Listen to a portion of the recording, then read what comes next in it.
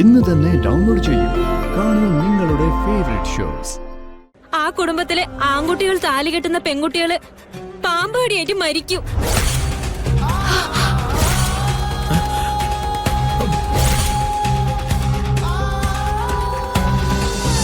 നിന്റെ ഈ സങ്കടത്തിന്റെ കാര്യം എന്താന്ന് പറ.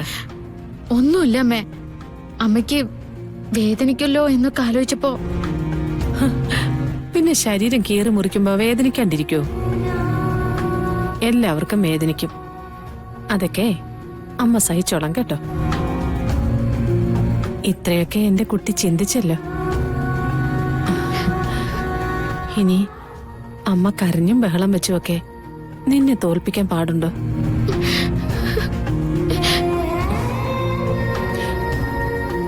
നമ്മളെ കൊണ്ടാവുന്നത് നമ്മൾ ചെയ്യാം. ബാക്കിയൊക്കെ ദൈവം നോക്കിക്കോളും. അമ്മ കിടക്കുന്നെങ്കിൽ കിടന്നോ. വേണ്ട.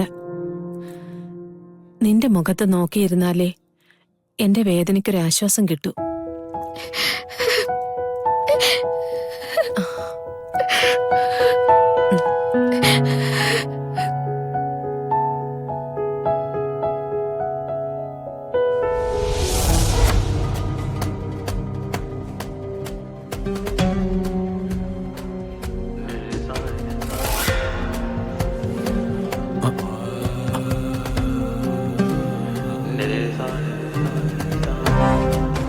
എന്ത് ഗോപാലമാമ, എന്തിനാ വിളിച്ചേ? സിത്താര മേഡത്തിന്റെ വീട്ടിൽ നിന്ന് എത്തിയത് മുതൽ ഇവള് കരച്ചിലാ മോളെ. എന്താ കാര്യമെന്ന് ചോദിച്ചിട്ട് പറയുന്നില്ല. എന്താ സുനന്ദേച്ചി, അവിടെ എന്തെങ്കിലും പ്രശ്നം ഉണ്ടായോ?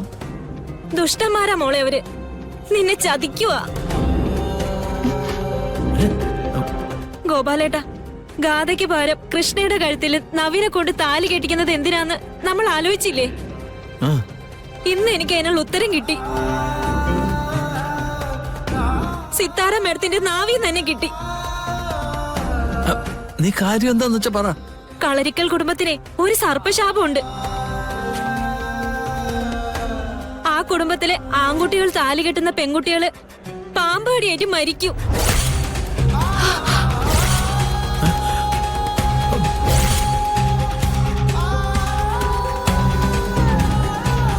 നവീനെ പ്രസവിച്ച അമ്മ അങ്ങനെയാ മരിച്ചേ.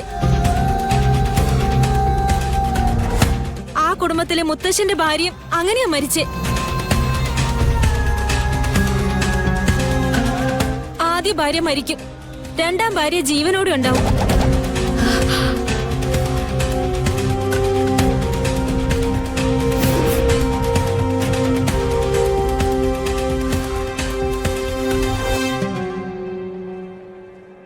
നവീൻ കൃഷ്ണയുടെ കഴുത്തിൽ താലി കെട്ടിയാല് ആ സർപ്പശാപം കാരണം കൃഷ്ണയ്ക്കായിരിക്കും മരിക്കാനുള്ള യോഗം.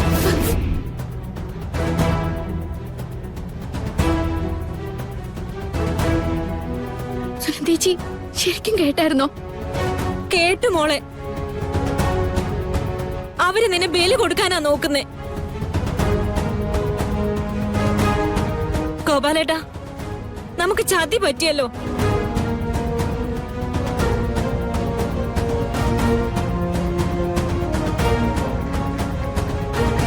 ഒന്നും അറിയാതെ നമ്മളും ഇതിന് കൂട്ടുനിന്നില്ലേ?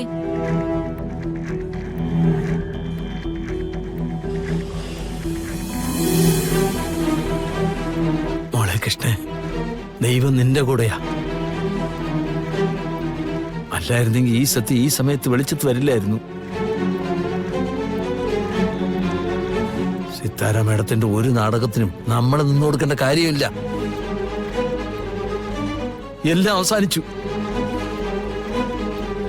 എങ്ങനെ അവസാനിക്കും?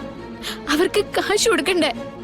എന്റെ വീടും പറമ്പും വിറ്റാലും അവർക്ക് കടം വീട്ടാനുള്ള കാശ് കിട്ടും.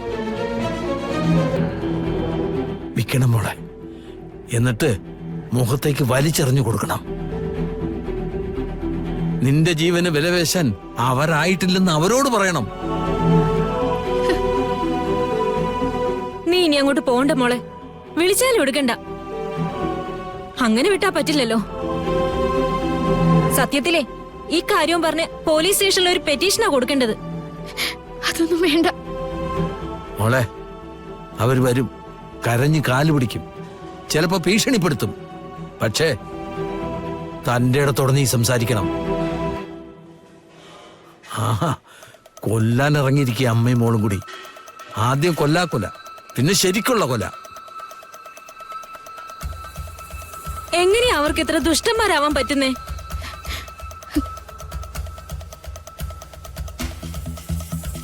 കാശ് തന്നെ. കയ്യിൽ കാശുണ്ടെങ്കിൽ മറ്റുള്ളവരുടെ ജീവന്റെ വില അവർക്കറിയില്ല.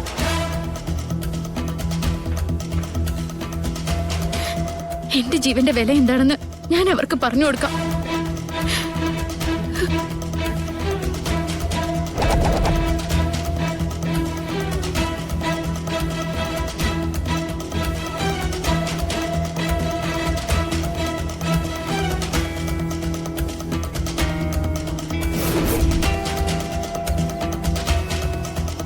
മാം, ഹൽദിയുടെ ഡ്രസ്സ് പർച്ചേസ് ചെയ്യാൻ ഗാഥാ മാഡത്തിന് തന്നെ കൂട്ടാൻ തീരുമാനിച്ചോ?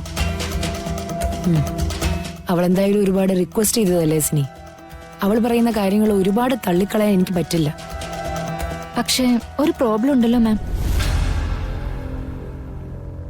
ഈ അടുത്ത് നവീനും കുടുംബവും സംസാരിച്ചുകൊണ്ടിരിക്കുന്നത് കൃഷ്ണയോടാണല്ലോ.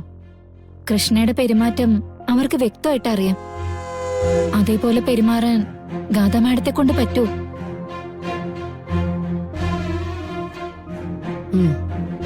അത് ഞാൻ ആലോചിച്ചതാ.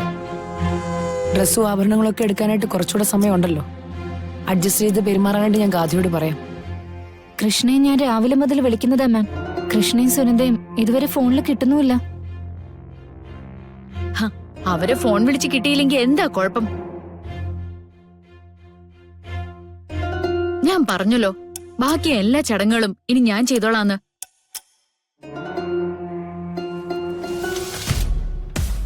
എനിക്ക് സത്യം പറഞ്ഞ ഈ സർപ്പശാപൊന്നും ഒട്ടും പേടിയില്ല. ഈ മോഡേൺ കാലഘട്ടത്തില് അങ്ങനെയൊക്കെ ചിന്തിക്കുന്നത് തന്നെയാ ഏറ്റവും വലിയ കുഴപ്പം. ഗാഥ, കാലഘട്ടത്തിന്റെ മാറ്റമൊന്നും എന്നെ പറഞ്ഞ് പഠിപ്പിക്കേണ്ട നീ. ആവശ്യമില്ലാത്ത ഒരു കാര്യത്തിനും ഇന്നേ വരെ പേടിച്ചൊരു ശീലം എനിക്കില്ല.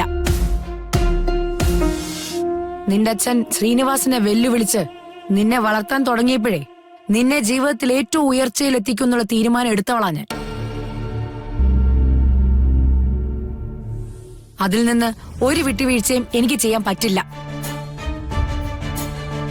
വിവാഹം വരെ മാത്രമല്ലേ ഗാഥാ മാഡം കൃഷ്ണനെ നമുക്ക് വേണ്ടു. അത് കഴിഞ്ഞാ അവൾ എന്നേക്കുമായിട്ട് പോകുമല്ലോ. ഓക്കെ, നമുക്കിറങ്ങാം. ഒരു മിനിറ്റ്, ഞാനിപ്പോ വരാം. സത്യം പറഞ്ഞ കഷ്ടം തോന്നുന്നുണ്ട് സിനി ചേച്ചി. എന്റെ ഫ്രണ്ട്സൊക്കെ ഈ ശാപത്തിന്റെ കഥകളൊക്കെ അറിഞ്ഞാലുണ്ടല്ലോ, പിന്നെ അവളുമാരുടെ മുന്നില് എനിക്ക് തല ഉയർത്തി നിൽക്കാൻ പറ്റില്ല. അതൊക്കെ മാഡത്തിന്റെ വെറും തോന്നല. സിത്താര മാമിന്റെ ടെൻഷൻ ഗാഥാ മാഡം ഉൾക്കൊണ്ടേ പറ്റൂ.